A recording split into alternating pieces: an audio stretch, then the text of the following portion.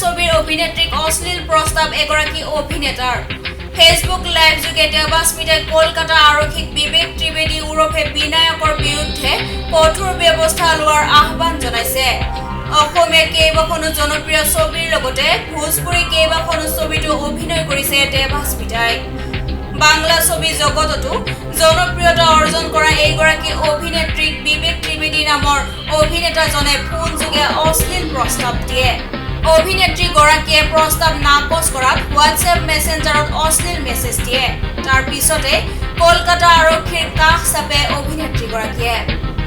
লগতে কল ৰেকৰ্ডিং আৰু WhatsApp screenshot আৰক্ষীক জমা দিছে অভিনেত্ৰীগৰাকীয়ে। সহকৰ্মী অভিনেত্ৰীক অশ্লীল প্ৰস্তাৱ দিয়া লম্পট চৰিত্ৰৰ অভিনেতাক শীঘ্ৰে গ্ৰেপ্তাৰ কৰাৰ দাবী জনাইছে কলকাতাৰ লগতে অসমৰ শিল্পীসকলে। Bureau' report 7 News Now।